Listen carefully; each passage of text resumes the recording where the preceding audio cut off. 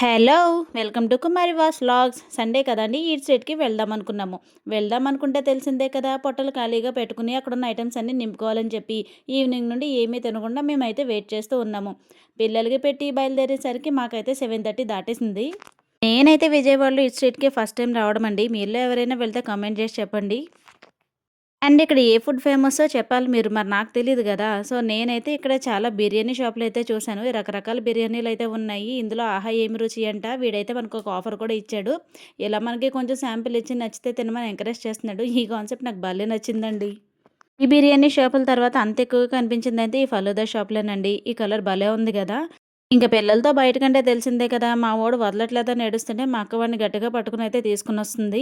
ఇంక ఈ బిర్యానీ షాపులు ఇవన్నీ చూసేసరికి మాకేం తినాలో డిసైడ్ అవ్వడానికి ఒక అరగంట అయితే ఈజీగా పట్టేసిందండి.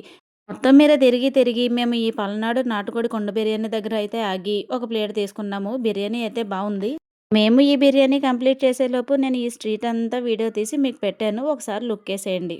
అయినా ఈ ఈట్ స్ట్రీట్‌లో ఏంటండి ఇన్ని వెరైటీస్ ఉన్నాయి. మన విజయవాడ ఒక్కటే కాకుండా మన చుట్టుపక్కల ఉన్న ఫేమస్‌వన్నీ వీళ్ళు ఇక్కడ స్పాన్సర్ చేసేస్తున్నారు. ఇలా రౌండ్ అప్ చేసి, కన్‌ఫ్యూజ్ చేసి మన చేత ఎక్కువ తినిపించేస్తారేమో అని భయమేస్తుందండి ఇక్కడ. ఇవన్నీ వీడియోస్ తీయడానికే నాకు దగ్గర దగ్గర హాఫ్ అన్ అవర్ పట్టిందంటే చూడండి. ఇంక ఇవన్నీ ఒక్కొక్కటి టేస్ట్ చేసుకుంటూ వెళ్తే మన పొట్ట డామ్మని పేలిపోవడం ఖాయం. ఇక్కడ ఫలూదా బిర్యానీ కాకుండా ఇంకా ఎక్కువగా చూసిన షాపులైతే షవర్మాలండి. చార్కోల్ షవర్మా అంట, చీజీ షవర్మా అంట, రకరకాల షవర్మాలైతే అమ్ముతున్నారు. నేనెప్పుడు షవర్మా ట్రై చేయలేదు. యాక్చువల్లీ నేను చూస్తే ట్రై చేయాలని కూడా ఎప్పుడు అనిపించలేదు. మీలో ఎవరైనా షవర్మా ట్రై చేస్తే ఒకసారి కామెంట్ చేసేసేయండి. కానీ ఇన్ని షాప్స్ ఉన్నా ఇక్కడ ఒక ప్లస్ అయితే ఉందండి. మనం ఎంత ఎక్కువ ఫుడ్ తిన్నా రెస్టారెంట్‌లో మనం కట్టే బిల్లు కంటే ఇక్కడ చాలా తక్కువే అవుతుందని చెప్పొచ్చు.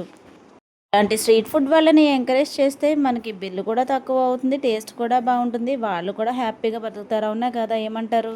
కానీ నాకు ఇక్కడికొచ్చాక ఎందుకో జ్యూస్ తాగితే బావుండనిపించిందండి. ఇన్ని స్ట్రీట్ ఫుడ్స్‌లో ఇన్ని రకాలు పెట్టారు కానీ ఎవరు ఒక జ్యూస్ సెంటర్ పెట్టలేదు. ఒక చిన్న జ్యూస్ షాప్ కూడా పెడితే బావుండని నాకు అనిపించింది. ఈసారి ఇంకా ఏం తిన్నామో చూపిస్తాము చూసేయండి.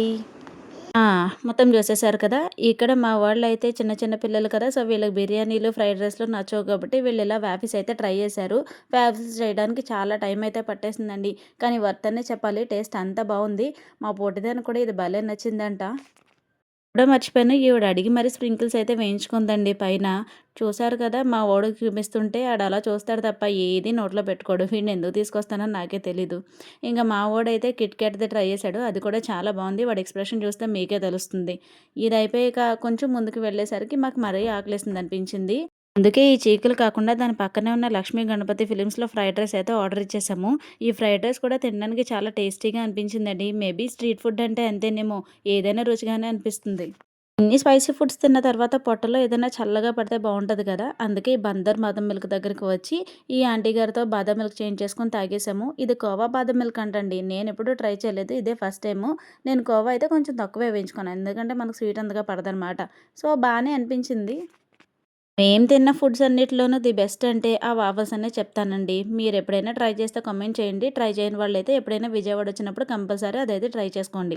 తినేసాము, తాగేసాము ఇంకేముందనుకుంటున్నారా? ఇప్పుడే మొదలైందండి. చిన్న పిల్లలతో బయటకొచ్చిన తర్వాత బొమ్మలు కొనకుండా వెళ్ళిపోతే వాళ్ళు ఊరుకుంటారా? అస్సలు ఊరుకోరు. అందుకే మా వాళ్ళు బొమ్మల దగ్గర ఆగి మరీ వాళ్ళకి కావాల్సిన సామాన్లన్నీ కొనిపించేసుకున్నారు. మా బుడ్డిదానికైతే ఈ బెలూన్ భలే నచ్చిందంట.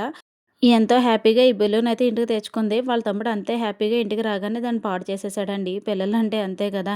ఇంకా ఈ వీడియో అండ్ వ్లాగ్ మీకు నచ్చితే మన ఛానల్ సబ్స్క్రైబ్ చేసుకోండి. Thank you for watching. Bye bye.